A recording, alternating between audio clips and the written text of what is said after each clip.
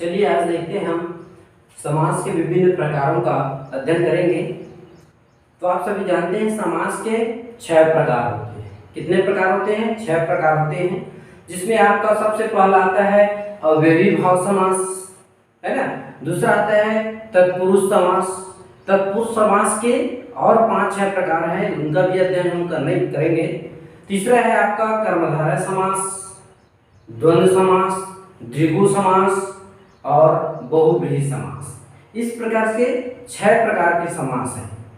ठीक है, 6 समास का अध्ययन हम विस्तार से करेंगे आज के इस YouTube चैनल पर। तो आज हम सबसे पहले देखते हैं, सबसे पहले जो समास है अव्ययी भाव समास। अव्ययी भाव समास अवयव से मिलकर के बना है। समास का पहला जो प्रकार है अव्ययी भाव समास। ठीक है, इस समास में क्या होता है? जिस समास का पहला पद या पूर्व पद प्रधान हो और अवयव, उसको क्या कहेंगे हम? अव्ययी भाव समास करते हैं। जिसका पूर्व पद पहला पद, क्योंकि समास 2 शब्दों से मिलकर के बनता है जिसमें 2 पद होता है, तो इसमें क्या होता है कि पहला जो पद रहेगा वो अवयव होता है। ठीक है, और प्रधान होता है।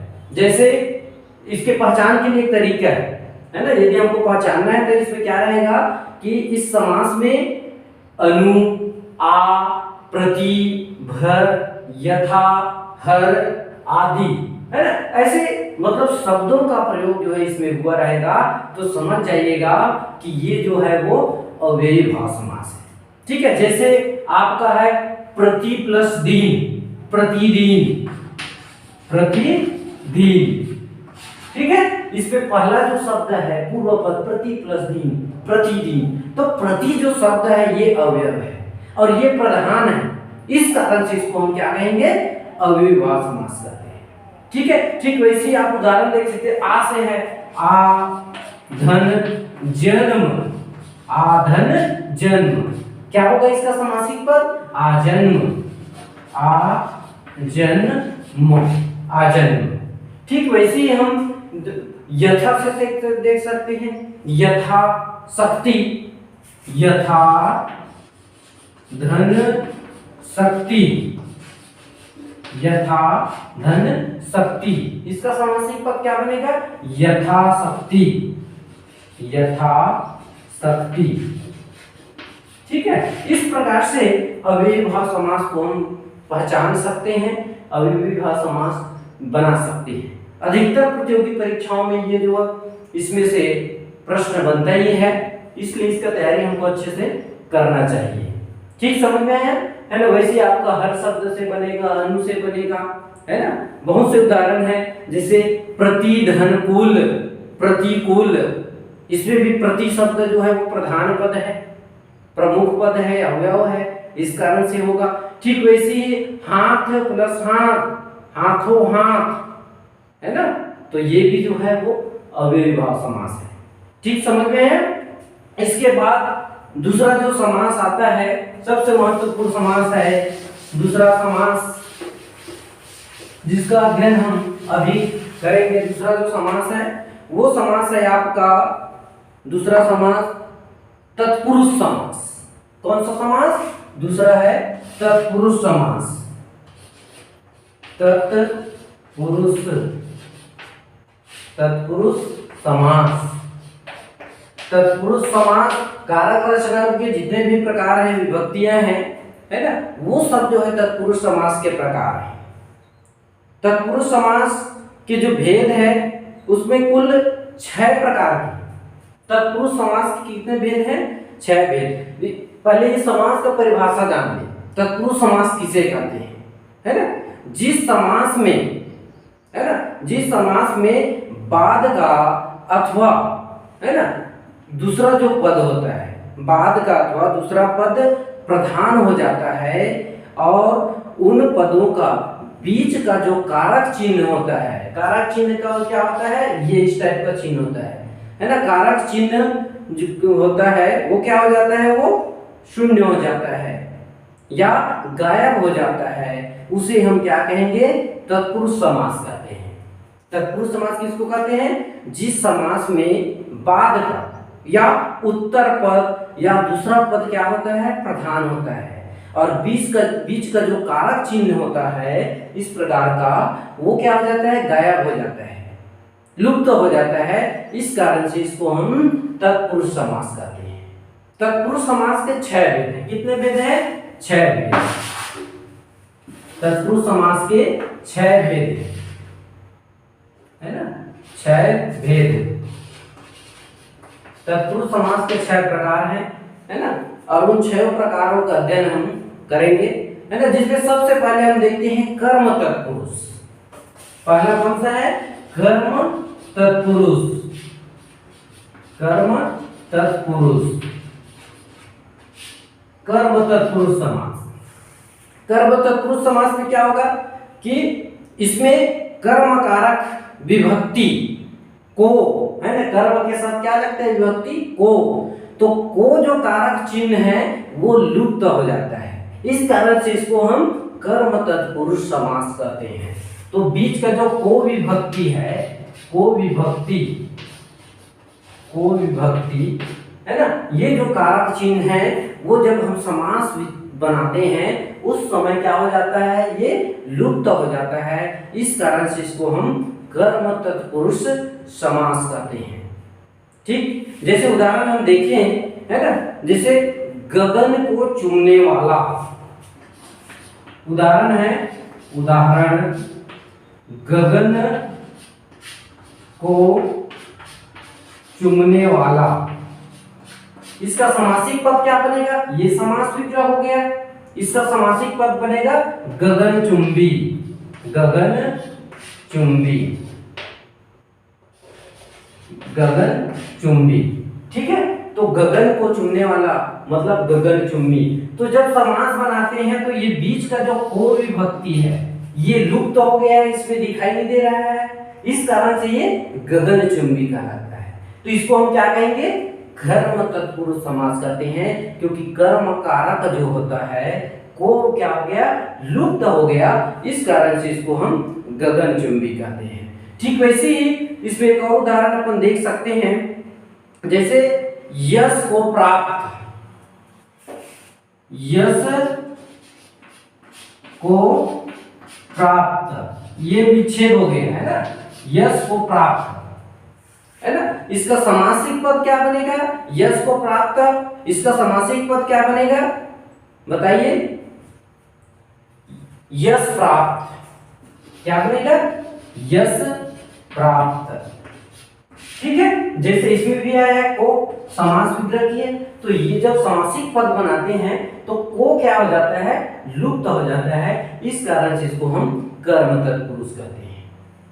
ठीक है, इसके बाद कर्म तत्पुरुष पहला हो गया, उसके बाद दूसरा देखते हैं हम, कर्म तत्पुरुष के बाद दूसरा तत्पुरुष समास करण, है ना, करण तत्पुरुष शब्द, करण तत्पुरुष समास, तत्पुरुष समास, करण तत्पुरुष, है ना। करण तत्पुरुष में क्या होता है, इसमें करण कारक का जो चिन्ह होता है से या के द्वारा, है ना, से या के द्वारा इसमें लगता है, से या के द्वारा जो कारक चिन्ह होता है ये क्या हो जाता है, लुप्त हो जाता है, इस कारण से इसको हम करण तत्पुरुष समास कहते हैं। करण तत्पुरुष समास बनाते समय, है ना, जब समासिक विग्रह करते हैं तो से और के द्वारा आता है, और जब समासिक पद बनाते हैं तो ये से और के द्वारा जो है क्या हो जाता है, बीच में लुप्त हो जाता है। इस कारण से इसको हम क्या कहते हैं, करण तत्पुरुष समास कहते हैं। जैसे करुणा से पूर्ण, जैसे करुणा से पूर्ण, ये क्या हुआ, ये समास विग्रह हो गया। अब जब इसको हम समासिक पद बनाते हैं तो क्या लिखेंगे, करुणापूर्ण, करुणापूर्ण। ठीक है, तो ये करुणापूर्ण हो गया, मतलब बीच का जो से है वो लुप्त हो गया, इस कारण से ये करुणापूर्ण हुआ और इसीलिए हम इसको जो है करण तत्पुरुष कहते हैं। एक और उदाहरण हम देख सकते हैं कि जैसे रेखा से अंकित, रेखा से अंकित, रेखा से अंकित, ये क्या होगा, समासिक पद क्या बनेगा, रेखांकित, रेखांकित, रेखांकित। ठीक है, तो ये हुआ रेखा से अंकित, रेखांकित। इस प्रकार से हम करण तत्पुरुष समास का अध्ययन कर सकते हैं। फिर तीसरा आता है तीसरा तत्पुरुष समास। तीसरा तत्पुरुष समास है आपका संप्रदान तत्पुरुष समास। कौन सा, संप्रदान तत्पुरुष समास, तत्पुरुष समास। संप्रदान कारक जो चिन्ह होता है वो कौन सा है, को के लिए, है ना। संप्रदान कारक चिन्ह होता है उसमें को के लिए। जब हम संप्रदान तत्पुरुष समास बनाते हैं, है ना, जब विग्रह करते हैं समासिक पद को तो को के लिए का प्रयोग करते हैं, और जब समासिक पद बनाते हैं, जब समास का हम पहचान करते हैं तो यही को के लिए द्वारा जो है हम करते हैं। तो ये जब समासिक पद बनाते हैं तो ये जो संप्रदान तत्पुरुष के चिन्ह होता है, को के लिए विभक्ति होता है, ये को के लिए विभक्ति क्या हो जाता है, बीच में लुप्त हो जाता है, उसको हम नहीं लिखते। इस कारण से इसको हम संप्रदान तत्पुरुष समास कहते हैं। ठीक है, इसका उदाहरण हम देखें तो देख सकते हैं कि जैसे प्रयोग के लिए शाला, प्रयोग के लिए शाला, प्रयोग के लिए शाला, इसका क्या बनेगा समासिक पद, प्रयोगशाला, प्रयोगशाला। अब देखिए जब समासिक पद बनाए हैं तो के लिए, ये जो के लिए है कारक विभक्ति है, ये क्या हो गया, यहाँ पे लुप्त हो गया, है ना। इस कारण से हम इसको जो है संप्रदान तत्पुरुष समास करते हैं। एक और उदाहरण हम देख सकते हैं, जैसे यश के लिए, यज्ञ के लिए शाला, जैसे यज्ञ के लिए शाला, यज्ञ के लिए शाला, ये क्या कहलाएगा, यज्ञशाला, समासिक पद बनेगा यज्ञशाला। ठीक है, तो इसमें भी के लिए जो शब्द है ये लुप्त हो गया है यहाँ पे समासिक पद बनाते समय, इस कारण से हम इसको संप्रदान तत्पुरुष समास कर सकते हैं। ठीक है, समझ में आए। इसके बाद जो चौथा समास आता है आपका अपादान तत्पुरुष। चौथा तत्पुरुष समास के प्रकार है, कौन सा है, अपादान तत्पुरुष। चौथा है आपका अपादान तत्पुरुष, अपादान तत्पुरुष समास, तत्पुरुष समास,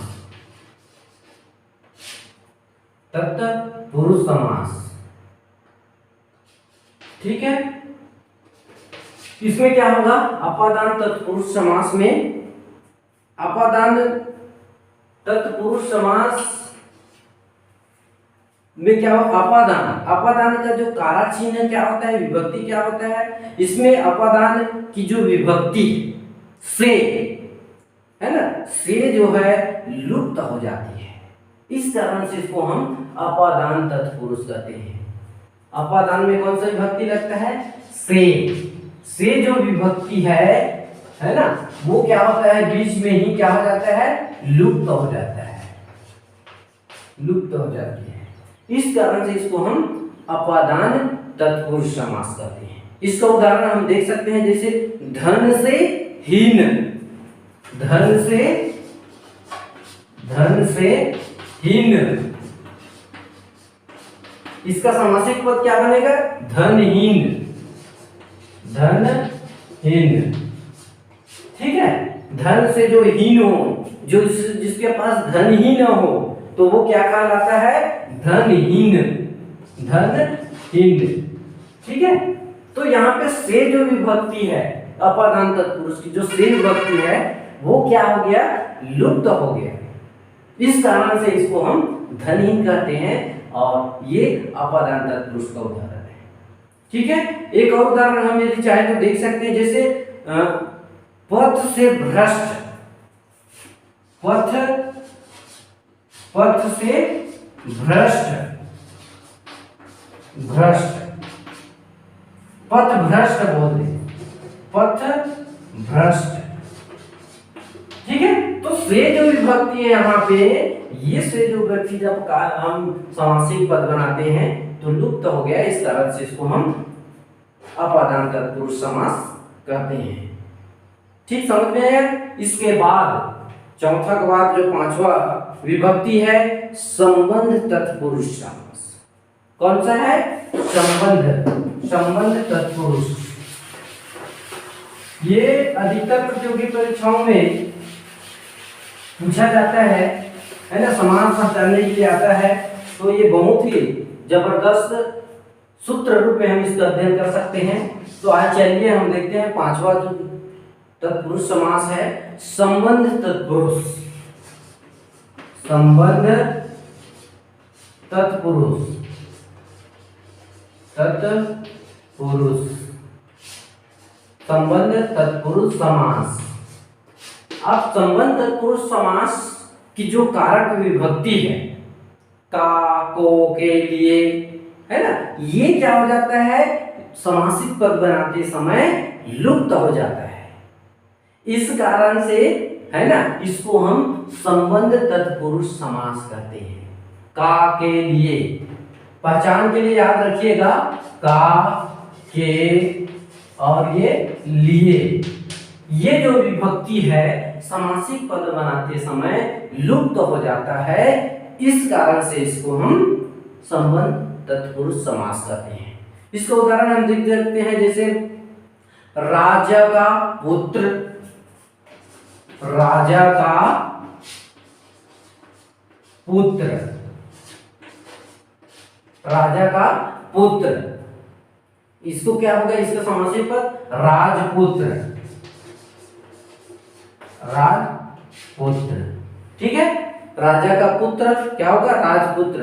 वैसे ही राजा की आज्ञा, राजाज्ञा, है ना, राजा की आज्ञा, राजा की आज्ञा, आज्ञा, राजाज्ञा।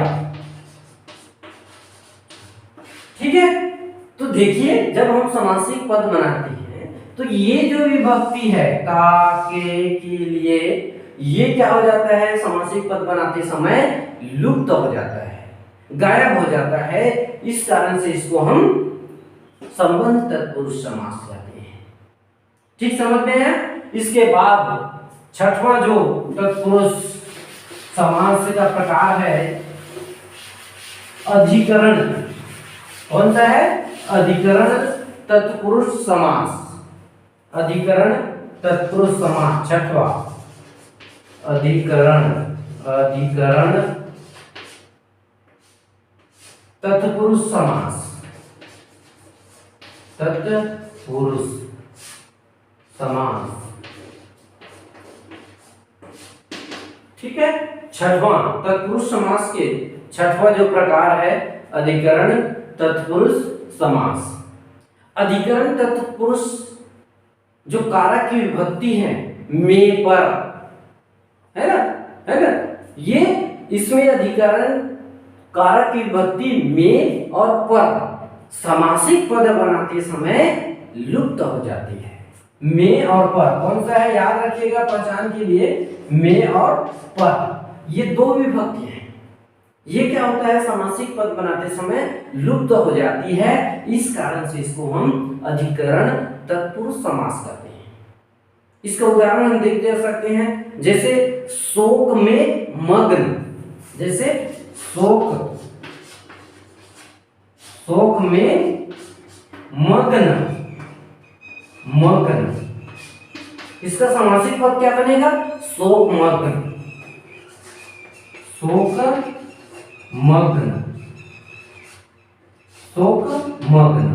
अब देखिए ये जो विभक्ति है में, ये क्या हो गया, इसमें जाकर के समासिक पद बनाते समय लुप्त हो गया, इस कारण से इसको हम शोक मग्न पढ़ते हैं, और ये जो लुप्त हो गया और इस कारण से इसको अधिकरण तत्पुरुष समास कहते हैं। ठीक वैसे एक और उदाहरण दे सकते हैं, गृह में प्रवेश,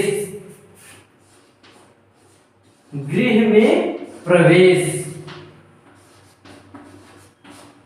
गृह में प्रवेश, ठीक है, गृह में प्रवेश, इसका समासिक पद क्या बनेगा, गृह प्रवेश, गृह प्रवेश,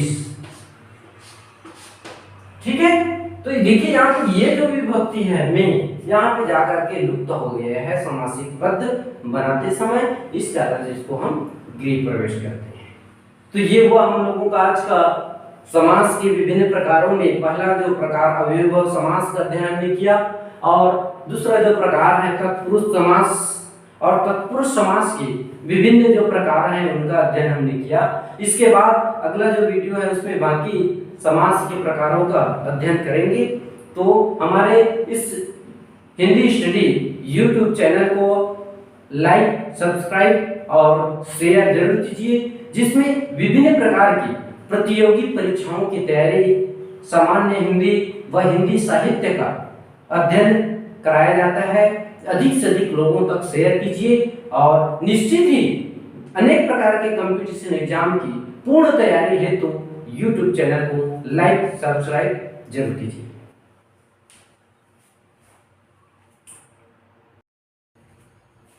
हेलो फ्रेंड, चलिए आज देखते हैं हम समास के विभिन्न प्रकारों का अध्ययन करेंगे। तो आप सभी जानते हैं समास के 6 प्रकार होते हैं। कितने प्रकार होते हैं? 6 प्रकार होते हैं, जिसमें आपका सबसे पहला आता है अव्ययी भाव समास, है ना। दूसरा आता है तत्पुरुष समास। तत्पुरुष समास के और 5-6 प्रकार हैं, उनका भी अध्ययन हम करेंगे। तीसरा है आपका कर्मधारय समास, द्वंद्व समास, द्विगु समास और बहुव्रीहि समास। इस प्रकार से 6 प्रकार के समास हैं, ठीक है। 6 समास का अध्ययन हम विस्तार से करेंगे आज के इस YouTube चैनल पर। तो आज हम सबसे पहले देखते हैं, सबसे पहले जो समास है अव्ययी भाव समास। अव्ययी भाव समास अवयव से मिलकर के बने। समास का पहला जो प्रकार है अव्ययी भाव समास, ठीक है। इस समास में क्या होता है, जिस समास का पहला पद या पूर्व पद प्रधान हो और अवयव हो, उसको क्या कहेंगे हम, अव्ययी भाव समास करते हैं। जिसका पूर्व पद पहला पद, क्योंकि समास 2 शब्दों से मिलकर के बनता है जिसमें 2 पद होता है, तो इसमें क्या होता है कि पहला जो पद रहेगा वो अवयव होता है, ठीक है, और प्रधान होता है।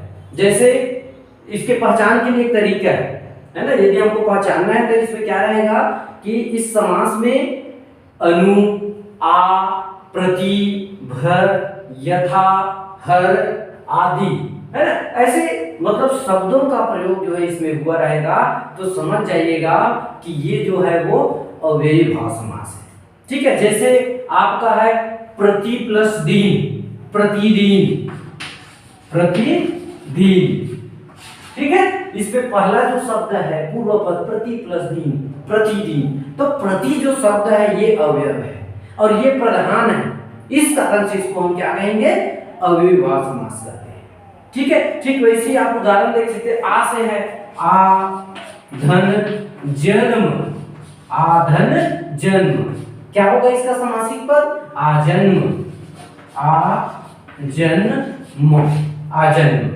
ठीक वैसे ही हम यथा से देख सकते हैं, यथा शक्ति, यथा धन शक्ति, यथा धन शक्ति। इसका समासिक पद क्या बनेगा? यथाशक्ति, यथाशक्ति। ठीक है, इस प्रकार से अव्ययीभाव समास को हम पहचान सकते हैं, अव्ययीभाव समास बना सकते हैं। अधिकतर प्रतियोगी परीक्षाओं में ये जो इसमें से प्रश्न बनता ही है, इसलिए इसका तैयारी हमको अच्छे से करना चाहिए। ठीक समझ में आया है ना? वैसे आपका हर शब्द से बनेगा, अनु से बनेगा, है ना? बहुत से उदाहरण है, जैसे प्रतिधनकुल, प्रतिकूल, इसमें भी प्रति शब्द जो है वो प्रधान पद है, प्रमुख पद है, अवयव है, इस कारण से होगा। ठीक वैसे ही हाथ प्लस हाथ, हाथों हाथ, है ना? तो ये भी जो है वो अव्ययीभाव समास है। ठीक समझ में है? इसके बाद दूसरा जो समास आता है, सबसे महत्वपूर्ण समास है दूसरा समास, जिसका अध्ययन हम अभी करेंगे। दूसरा जो समास है वो समास है आपका दूसरा समास तत्पुरुष समास। कौन सा समास? दूसरा है तत्पुरुष समास। तत्पुरुष, तत्पुरुष समास। तत्पुरुष समास कारक रचना के जितने भी प्रकार हैं, विभक्तियां हैं, है ना, वो सब जो है तत्पुरुष समास के प्रकार हैं। तत्पुरुष समास के जो भेद है उसमें कुल 6 प्रकार के। तत्पुरुष समास के कितने भेद हैं? 6 भेद। पहले ये समास का परिभाषा जान लें। तत्पुरुष समास किसे कहते हैं, है ना? जिस समास में, है ना, जिस समास में बाद का अथवा, है ना, दूसरा जो पद होता है, बाद का अथवा दूसरा पद प्रधान हो जाता है और उन पदों का बीच का जो कारक चिन्ह होता है, कारक चिन्ह का क्या होता है? ये इस टाइप का चिन्ह होता है ना? कारक चिन्ह जो होता है वो क्या हो जाता है? वो शून्य हो जाता है या गायब हो जाता है, उसे हम क्या कहेंगे? तत्पुरुष समास कहते हैं। तत्पुरुष समास किसको कहते हैं? जिस समास में बाद का या उत्तर पद या दूसरा पद क्या होता है? प्रधान होता है और बीच का जो कारक चिन्ह होता है इस प्रकार का, वो क्या हो जाता है? गायब हो जाता है, लुप्त हो जाता है। इस कारण से इसको हम तत्पुरुष समास कहते हैं। तत्पुरुष समास के 6 भेद हैं। कितने भेद हैं? 6 भेद। तत्पुरुष समास के 6 भेद है ना? 6 भेद। तत्पुरुष समास के 6 प्रकार हैं, है ना? और उन 6 प्रकारों का अध्ययन हम करेंगे, है ना? जिसमें सबसे पहले हम देखते हैं कर्म तत्पुरुष। पहला कौन सा है? कर्म तत्पुरुष। कर्म तत्पुरुष, कर्म तत्पुरुष समास। कर्म तत्पुरुष समास में क्या होगा कि इसमें कर्म कारक विभक्ति को, है ना, कर्म के साथ क्या लगता है? विभक्ति को। तो को जो कारक चिन्ह है वो लुप्त हो जाता है, इस कारण से इसको हम कर्म तत्पुरुष समास कहते हैं। तो बीच का जो को विभक्ति है, को विभक्ति, को विभक्ति, है ना, ये जो कारक चिन्ह है वो जब हम समास बनाते हैं उस समय क्या हो जाता है? ये लुप्त हो जाता है। इस कारण से इसको हम कर्म तत्पुरुष समास कहते हैं। ठीक, जैसे उदाहरण हम देखें, है ना, जैसे गगन को चूमने वाला। उदाहरण है, उदाहरण गगन को चूमने वाला। इसका समासिक पद क्या बनेगा? ये समास विग्रह हो गया। इसका समासिक पद बनेगा गगन चुंबी। गगन चुंबी, गगन चुंबी। ठीक है, तो गगन को चुमने वाला मतलब गगन चुम्बी। तो जब समास बनाते हैं तो ये बीच का जो को विभक्ति है ये लुप्त हो गया है, इसमें दिखाई नहीं दे रहा है, इस कारण से ये गगन चुंबी कहलाता है। तो इसको हम क्या कहेंगे? कर्म तत्पुरुष समास करते हैं, क्योंकि कर्म कारक जो होता है को क्या हो गया? लुप्त हो गया, इस कारण से इसको हम गगन चुंबी कहते हैं।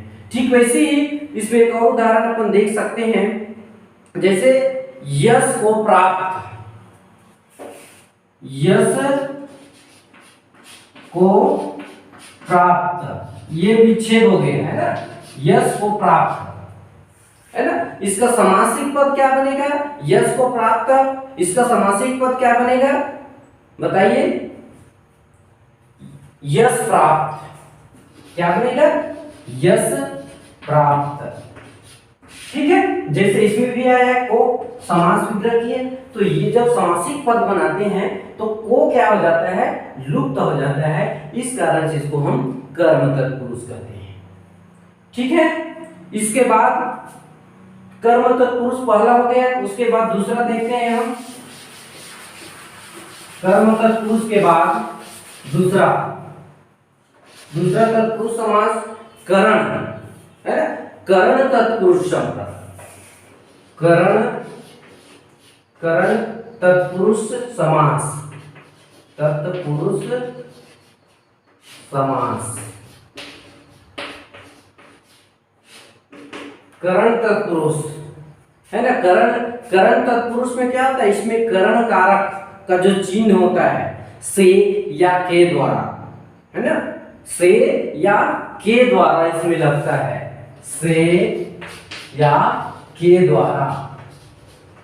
द्वारा जो कारक चिन्ह होता है ये क्या हो जाता है? लुप्त हो जाता है। इस तरह से इसको हम करण तत्पुरुष समास कहते हैं। करण तत्पुरुष समास बनाते समय है ना, जब समासिक विग्रह करते हैं तो से और के द्वारा आता है, और जब समासिक पद बनाते हैं तो ये से और के द्वारा जो है क्या हो जाता है? बीच में लुप्त हो जाता है। इस कारण से इसको हम क्या कहते हैं? करण तत्पुरुष समास कहते हैं। जैसे करुणा से पूर्ण, जैसे करुणा से पूर्ण, ये क्या हुआ? ये समास विग्रह हो गया। अब जब इसको हम समासिक पद बनाते हैं तो क्या लिखेंगे? करुणापूर्ण, करुणापूर्ण। ठीक है, तो ये करुणापूर्ण हो गया, मतलब बीच का जो से है वो लुप्त हो गया। इस कारण से ये करुणापूर्ण हुआ, और इसीलिए हम इसको जो है करण तत्पुरुष कहते हैं। एक और उदाहरण हम देख सकते हैं कि जैसे रेखा से अंकित, रेखा से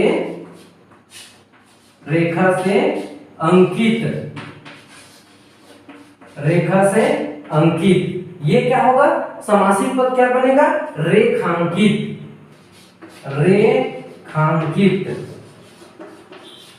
रेखांकित। ठीक है, तो ये हुआ रेखा से अंकित, रेखांकित। इस प्रकार से हम करण तत्पुरुष समास का अध्ययन कर सकते हैं। फिर तीसरा आता है तीसरा तत्पुरुष समास। तीसरा तत्पुरुष समास है आपका संप्रदान तत्पुरुष समास। कौन सा? संप्रदान तत्पुरुष समास, तत्पुरुष समास। संप्रदान कारक जो चिन्ह होता है वो कौन सा है? को के लिए, है ना। संप्रदान कारक चिन्ह होता है उसमें को के लिए। जब हम संप्रदान तत्पुरुष समास बनाते हैं, है ना, जब विग्रह करते हैं समासिक पद को तो को के लिए का प्रयोग करते हैं, और जब समासिक पद बनाते हैं, जब समास का हम पहचान करते हैं तो यही को के लिए द्वारा जो है हम करते हैं। तो ये जब समासिक पद बनाते हैं तो ये जो संप्रदान तत्पुरुष के चिन्ह होता है, को के लिए विभक्ति होता है, ये को के लिए विभक्ति क्या हो जाता है? बीच में लुप्त हो जाता है, उसको हम नहीं लिखते। इस कारण से इसको हम संप्रदान तत्पुरुष समास कहते हैं। ठीक है, इसका उदाहरण हम देखें तो देख सकते हैं कि जैसे प्रयोग के लिए शाला, प्रयोग के लिए शाला, प्रयोग के लिए शाला, इसका क्या बनेगा समासिक पद? प्रयोगशाला, साला। अब देखिए जब समासिक पद बनाए हैं तो के लिए, ये जो के लिए है कारक विभक्ति है, ये क्या हो गया यहाँ पे लुप्त हो गया है ना। इस कारण से हम इसको जो है संप्रदान तत्पुरुष समास करते हैं। एक और उदाहरण हम देख सकते हैं, जैसे यश के लिए, यज्ञ के लिए शाला। जैसे यज्ञ के लिए, यज्ञ के लिए शाला, यज्ञ के लिए शाला, ये क्या कहलाएगा यज्ञशाला। समासिक पद बनेगा यज्ञशाला। ठीक है, तो इसमें भी के लिए जो शब्द है ये लुप्त हो गया है यहाँ पे समासिक पद बनाते समय। इस कारण से हम इसको संप्रदान तत्पुरुष समास कर सकते हैं। ठीक है, समझ में आए। इसके बाद जो चौथा समास आता है आपका अपादान तत्पुरुष। चौथा तत्पुरुष समास के प्रकार है, कौन सा है अपादान तत्पुरुष। चौथा है आपका अपादान तत्पुरुष, अपादान तत्पुरुष समास, तत्पुरुष समास, तत्पुरुष समास। ठीक है, इसमें क्या होगा अपादान तत्पुरुष समास में, अपादान तत्पुरुष समास में क्या हो अपादान, अपादान का जो कारक चिन्ह क्या होता है, विभक्ति क्या होता है, इसमें अपादान की जो विभक्ति से है ना, से जो है लुप्त हो जाती है। इस कारण से इसको हम अपादान तत्पुरुष कहते हैं। अपादान में कौन सा विभक्ति लगता है से जो विभक्ति है ना, वो क्या होता है बीच में ही क्या हो जाता है लुप्त हो जाता है, लुप्त हो जाती है। इस कारण से इसको हम अपादान तत्पुरुष समास करते हैं। इसका उदाहरण हम देख सकते हैं, जैसे धन से हीन, धन से हीन,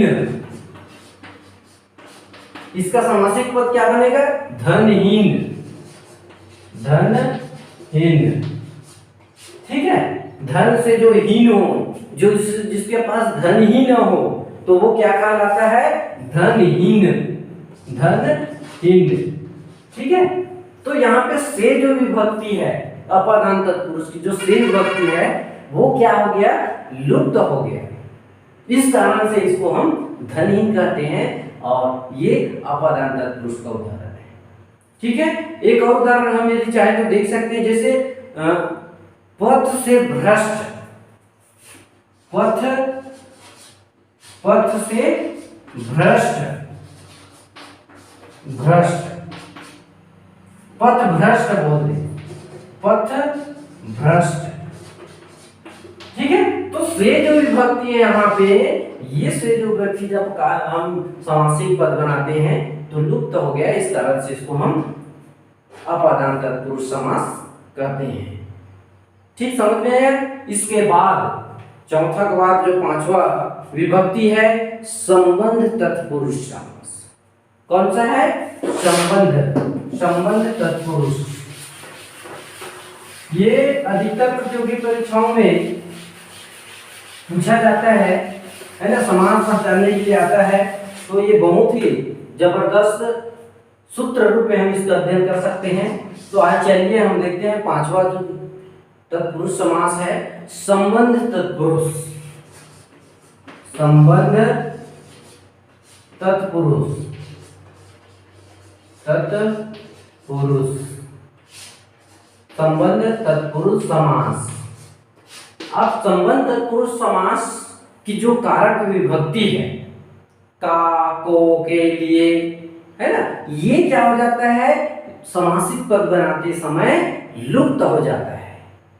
इस कारण से है ना इसको हम संबंध तत्पुरुष समास करते हैं।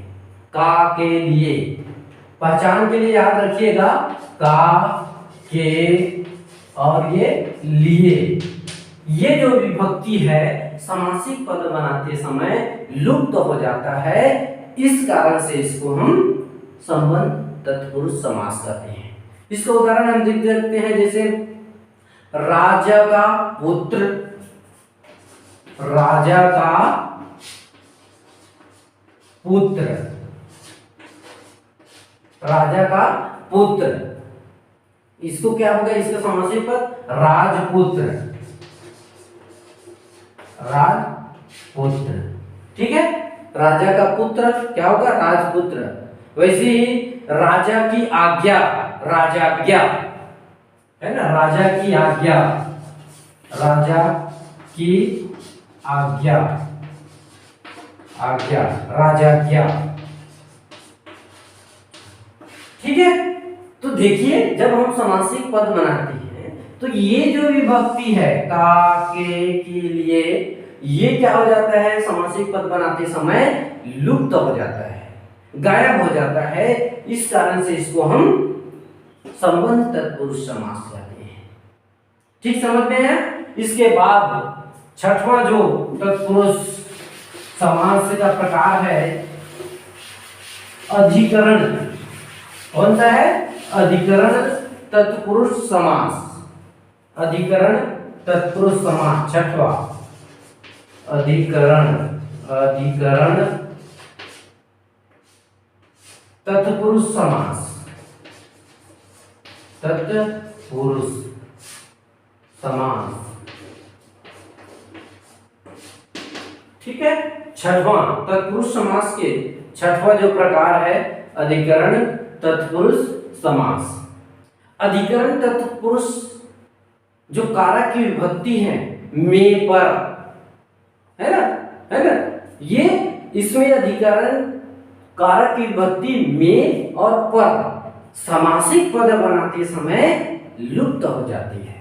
में और पर कौन सा है, याद रखिएगा पहचान के लिए, में और पर ये दो विभक्ति है। ये क्या होता है, समासिक पद बनाते समय लुप्त हो जाती है। इस कारण से इसको हम अधिकरण तत्पुरुष समास कहते हैं। इसका उदाहरण हम देख सकते हैं, जैसे शोक में मग्न, जैसे शोक, शोक में मग्न, मग्न, इसका समासिक पद क्या बनेगा, शोक मग्न, शोक मग्न, शोक मग्न। अब देखिए ये जो विभक्ति है में, ये क्या हो गया, इसमें जाकर के समासिक पद बनाते समय लुप्त हो गए। इस कारण से इसको हम शोक मग्न पढ़ते हैं और ये जो लुप्त हो गया, और इस कारण से इसको अधिकरण तत्पुरुष समास कहते हैं। ठीक वैसे एक और उदाहरण दे सकते हैं, गृह में प्रवेश, गृह में प्रवेश, गृह में प्रवेश। ठीक है, गृह में प्रवेश, इसका समासिक पद क्या बनेगा, गृह प्रवेश, गृह प्रवेश। ठीक है, तो देखिए यहाँ पे ये जो विभक्ति है में, यहाँ पे जाकर के लुप्त हो गया है समासिक पद बनाते समय। इस कारण से इसको हम गृह प्रवेश करते हैं। तो ये हुआ हम लोगों का आज का समास के विभिन्न प्रकारों में पहला जो प्रकार अव्ययभाव समास का अध्ययन हमने किया, और दूसरा जो प्रकार है तत्पुरुष समास, और तत्पुरुष समास के विभिन्न जो प्रकार हैं उनका अध्ययन हमने किया। इसके बाद अगला जो वीडियो है उसमें बाकी समास के प्रकारों का अध्ययन करेंगे। तो हमारे इस हिंदी स्टडी यूट्यूब चैनल को लाइक, सब्सक्राइब और शेयर जरूर कीजिए, जिसमें विभिन्न प्रकार की प्रतियोगी परीक्षाओं की तैयारी, सामान्य हिंदी व हिंदी साहित्य का अध्ययन कराया जाता है। अधिक से अधिक लोगों तक शेयर कीजिए और निश्चित ही अनेक प्रकार के कंपटीशन एग्जाम की पूर्ण तैयारी हेतु यूट्यूब चैनल को लाइक, सब्सक्राइब जरूर कीजिए।